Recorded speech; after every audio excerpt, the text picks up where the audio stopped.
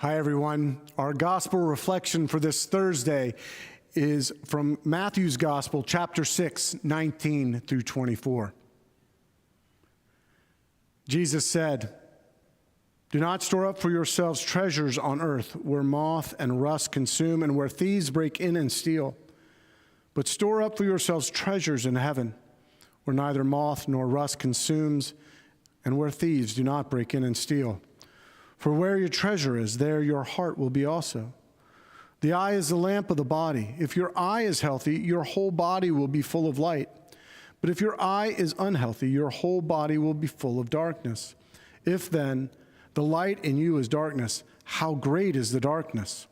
No one can serve two masters, for a slave will either hate the one and love the other, or be devoted to the one and despise the other. You cannot serve God and wealth." What's God for you? It's a big question. One of the best definitions I've ever been offered about God is that God is the most important thing in your life. I can remember a friend of mine, probably 20 years ago, lived on the East Coast, had a great community, a good job, family loved where they lived. And yet he told me, "We're moving to the West Coast." And I was like, "Really?" And he goes, "Yeah, I got a great job offer." And when I talked to him about it, what I realized, the great job offer was just a lot of money.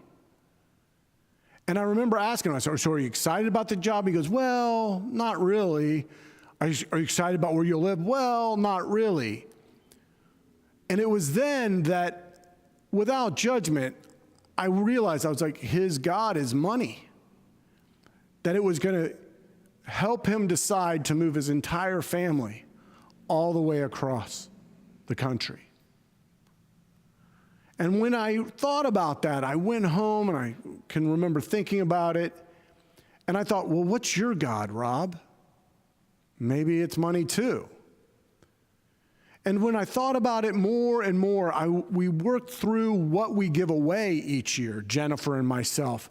And what I've learned, and I didn't learn this on my own, I had really good mentors and friends that taught me this. They taught me early on that money is powerful. And I think that's what Jesus is talking about, where he says you cannot serve God and wealth. In that money is so powerful in our world. And when I mean money, I just mean mammon, all of the stuff. And what I was taught early in my life was give away some of that right away. And a lot of people have asked me through time, because, the church is always asking for money, that phrase. I always like to remind people, it said, yes, we're asking, we're not charging. It's an invitation to give, not a requirement. But people will always also ask me, how much should I give? And a friend of mine taught me this phrase, enough to notice. Because what I have learned is that money and mammon can really start to have power over me and start to make my decisions for me. But if I give it away enough to notice, it loses its power. And my God moves from mammon to a God that loves me, a God that says that there is enough, a God that says that I love you more than you can imagine. And so this day, I invite you to think about, what's your God?